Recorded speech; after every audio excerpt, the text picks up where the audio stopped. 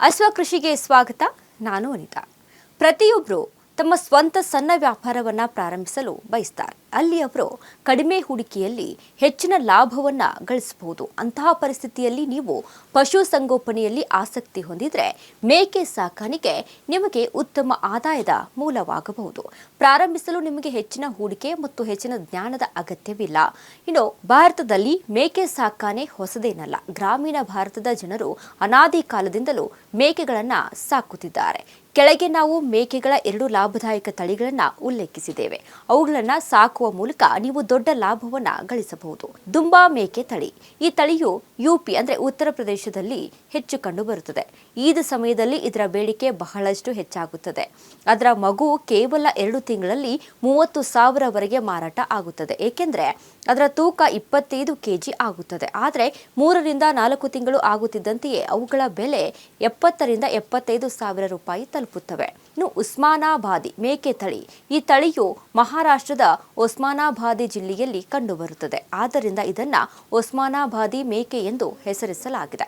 ಇದನ್ನ ಹಾಲು ಮತ್ತು ಮಾಂಸ ಉತ್ಪಾದನೆಗೆ ಬಳಸಲಾಗುತ್ತದೆ. ಈ ಮೇಕೆ ಹಲವು ಬಗೆಯ ಬಣ್ಣಗಳಲ್ಲಿ ಕಂಡುಬರುತ್ತದೆ. ಇದರ ವಯಸ್ಕ ಗಂಡು ಮೇಕೆ ಸುಮಾರು 34 ಕೆಜಿ ತೂಗುತ್ತದೆ ಮತ್ತು ಹೆಣ್ಣು ಮೇಕೆ 32 ಕೆಜಿ ವರೆಗೆ ತೂಗುತ್ತದೆ. ಈ ತಳಿಯ ಮೇಕೆ ದಿನಕ್ಕೆ 0.5 ರಿಂದ 1.5 ಲೀಟರ್ ಹಾಲು ನೀಡುವ ಸಾಮರ್ಥ್ಯವನ್ನು ಹೊಂದಿದೆ. ಈ ಮೇಕೆ ಎಲ್ಲಾ ರೀತಿಯ ಮೇವನ್ನ ತಿನ್ನುತ್ತದೆ. ಇದು ಹುಳಿ, ಸಿಹಿ ಮತ್ತು ಕಹಿ ಮೇವನ್ನ ಸಹ ಉತ್ಸಾಹದಿಂದ ತಿನ್ನುತ್ತದೆ. ಮೇಕೆ ಸಾಕಾಣಿಕೆಗೆ ತರಬೇತಿಯನ್ನ ಎಲ್ಲಿ ಪಡೆಯಬೇಕು ಅಂತ ಗೊಂದಲದಲ್ಲಿದ್ರೆ ಈ ರಾಷ್ಟ್ರೀಯ ತರಬೇತಿಯನ್ನ ಆಯೋಜಿಸುವ ಮುಖ್ಯ ಉದ್ದೇಶವು ಮೇಕೆ ಸಾಕಾಣೆಯ ಬಗ್ಗೆ ಜನರಿಗೆ ಅರಿವು ಮೂಡಿಸುವುದು. ತರಬೇತಿ ಕೇಂದ್ರಗಳಲ್ಲಿ ಆಸಕ್ತಿ ಗ್ರಾಮೀಣ ರೈತರಿಗೆ ಕೋಳಿ ಸಾಕಾಣಿಕೆ, ಮೂಲ ಸಾಕಾಣಿಕೆ, ಹಂದಿ ಸಾಕಾಣಿಕೆ ಮತ್ತು ಹೈನುಗಾರಿಕೆ ಕ್ಷೇತ್ರಗಳಲ್ಲಿ ನಿರಂತರವಾಗಿ ತರಬೇತಿ ನೀಡಲಾಗುತ್ತದೆ. ಪ್ರಸ್ತುತ ರಾಜ್ಯದಲ್ಲಿ 25 ತರಬೇತಿ ಕೇಂದ್ರಗಳಿರುತ್ತದೆ. ಇಲಾಖೆಯಲ್ಲಿ ತರಬೇತಿ ನೀಡುವ ಕಾರ್ಯಕ್ರಮವು ಒಂದು ಪ್ರಮುಖ ಅಂಶವಾಗಿದೆ. ವಿವಿಧ ಕಾರ್ಯಕ್ರಮಗಳನ್ನು ಅನುಷ್ಠಾನಗೊಳಿಸಲು ತಾಂತ್ರಿಕ ಸಿಬ್ಬಂದಿಗೆ ತಿಳುವಳಿಕೆ ನೀಡುವ ಸಲುವಾಗಿ ತರಬೇತಿ ನೀಡುವುದು ಸಹ ಇಲಾಖೆಯ ನಿರಂತರವಾದ ಪದ್ಧತಿಯಾಗಿದೆ.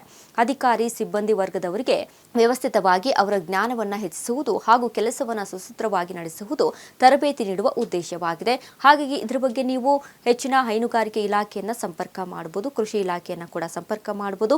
ಉತ್ತಮವಾದಂಥ ತಳಿಯನ್ನು ಆಯ್ಕೆ ಮಾಡಿಕೊಂಡ್ರೆ ಹೆಚ್ಚಿನ ಲಾಭವನ್ನು ಪಡೆದುಕೊಳ್ಳಬಹುದಾಗಿದೆ.